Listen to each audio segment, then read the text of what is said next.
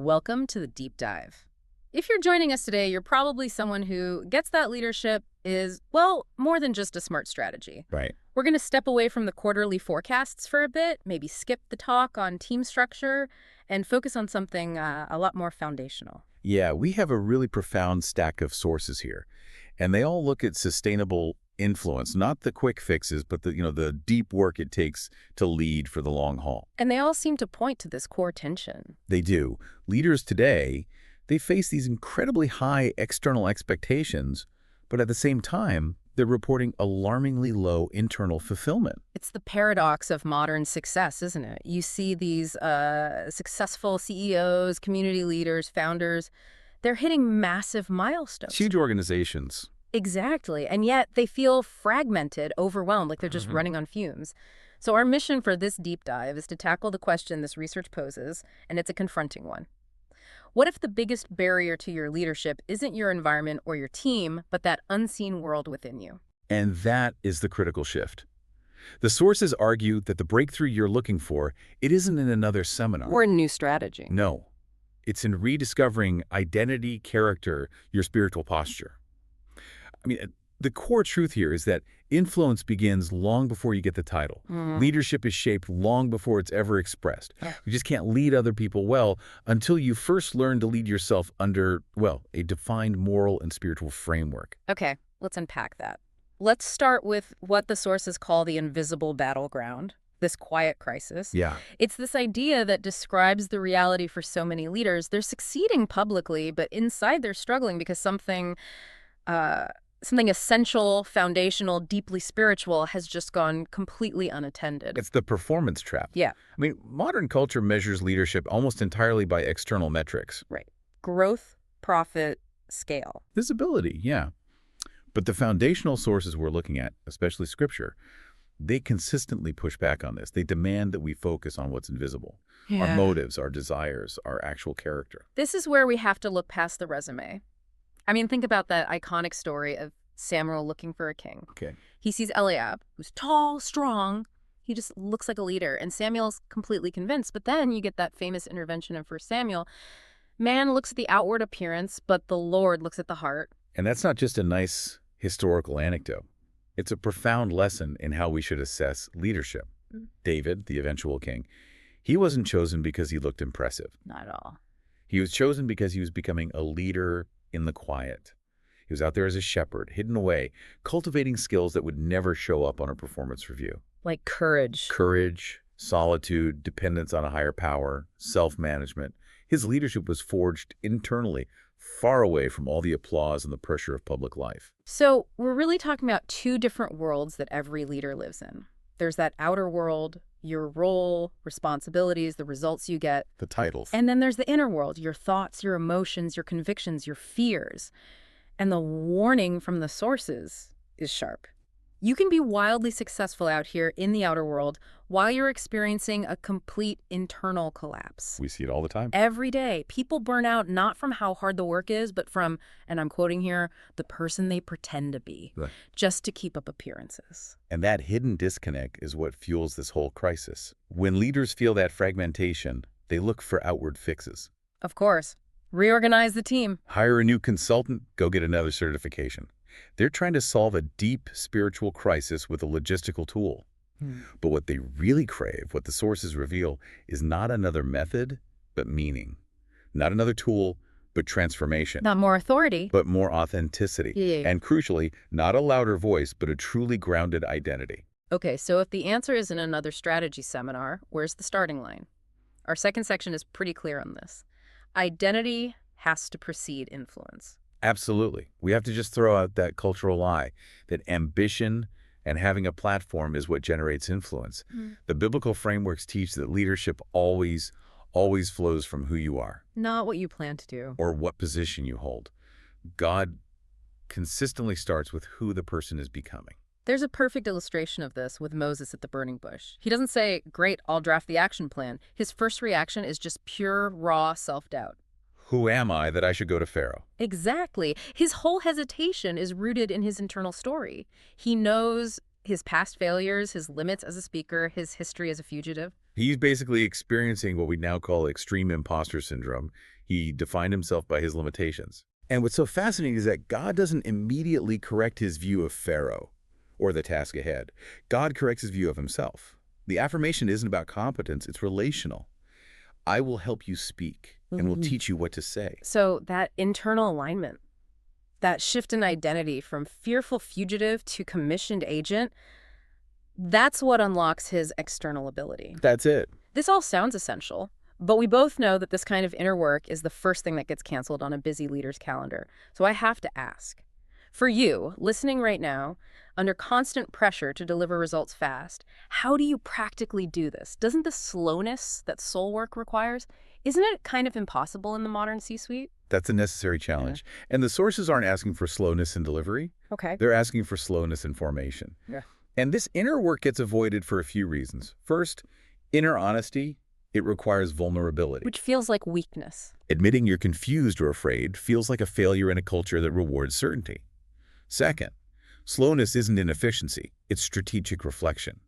If you rush, you just manage the symptoms. Right. If you slow down and reflect, you diagnose the root cause. This quiet time, this reflection, it's the highest form of strategic planning there is. That makes sense. And you mentioned that self-leadership reveals idols. Can we translate that for our leadership audience? What does it mean for a modern executive to confront their idols? Well, in secular terms, idols are just the things we serve that secretly undermine our true values. For a high-achieving leader, the idols are often things like success itself or approval or productivity. Okay, so if my idol is approval. Then every decision you make is filtered through a fear of criticism, and that paralyzes bold, necessary leadership. If your inner world is disordered, if fear is your counselor, pressure your master, and success your god, you become transactional, brittle. Whereas leading from alignment, from a place where humility is a strength and success is seen as stewardship, that's where you get that robust clarity. It just flows naturally. It changes everything about how you operate in the outer world. Precisely. And this internal alignment, it manifests outwardly as character. Character is the foundation of trustworthy influence. The sources call it the inner compass. A ship without a rudder. That's the image. Leadership without character is unstable. And integrity isn't just about not doing bad things. It's that congruence, that seamless alignment between your stated values, your beliefs, and what you actually do day to day. And if we want to see character under pressure, we can look at Nehemiah rebuilding the walls of Jerusalem. His influence wasn't from a title, he was a cupbearer. Right. It flowed from his character. He went to the king with total transparency, asking for resources, not for himself, but for his destroyed community. Nehemiah is a masterclass in leading with ethical standards.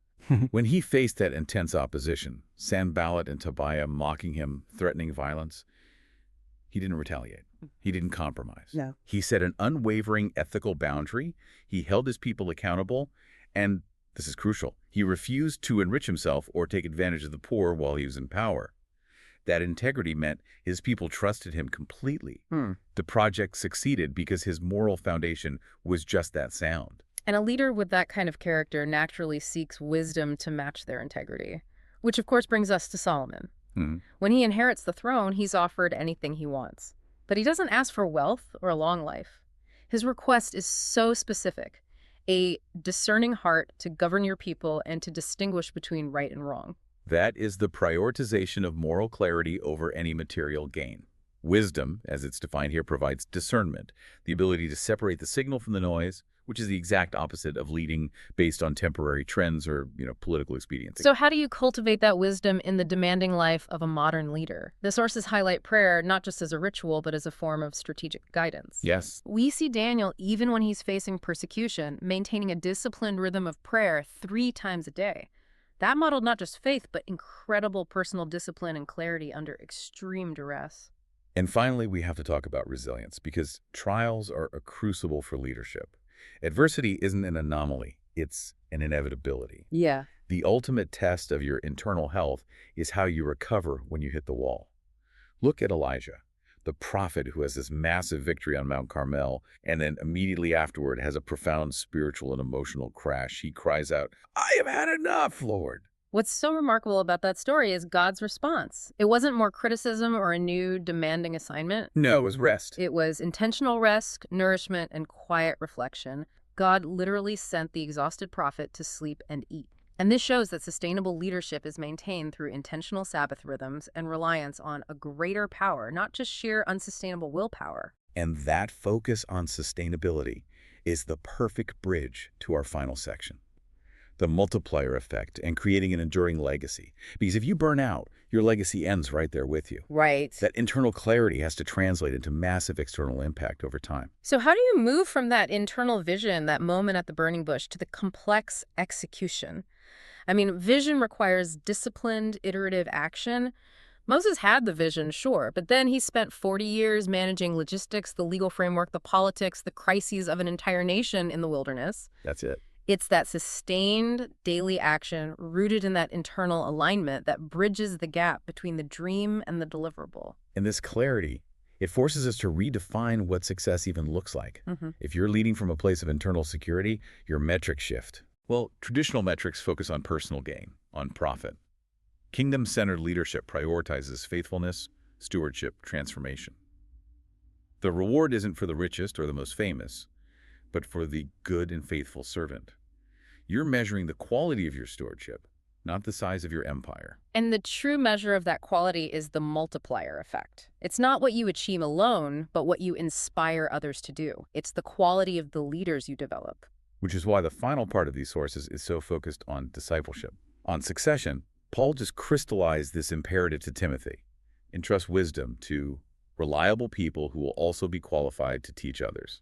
So you're not just building a product or a service. No, you are intentionally building a lineage of values-driven leaders. We see the power of that through history. I mean, think of William Wilberforce. His success wasn't measured in corporate wealth. It was measured in the transformative legacy of justice he achieved through decades of persistent, values-driven advocacy. An entire nation was shifted.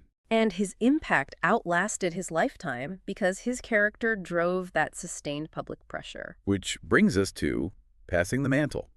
It ensures your impact outlasts your tenure. Look at Joshua, who was charged to be strong and courageous as he took on the responsibility, the vision, the spiritual authority from Moses. This is succession planning that's spiritual as well as strategic. You're not just transferring tasks. You're transferring an entire way of leading. So we circle right back to where we started. Leadership, fundamentally, is not a position you hold. It's a person you are constantly becoming. Yeah. And when your inner world is intentionally healed, aligned, and strengthened through discipline, leadership stops feeling like this exhausting burden or a high-stakes performance. It starts flowing naturally as a calling, an overflow. And that transformation isn't passive. It's a daily discipline. It's cultivated through intentional reflection, unwavering integrity, and the continuous empowerment of others. It requires you to look at that gap between who you are becoming and what you're actually doing, and then decide to close it. So as you finish this deep dive with us, consider this. What personal change, not a change to your org chart, but a change to your character, what change could create the largest ripple in your organization or your community? And what is the one bold, faith-driven step you can take this week to align your inner life and your outward leadership more fully with the enduring purposes that truly matter? Because that internal alignment, that is where your true legacy begins.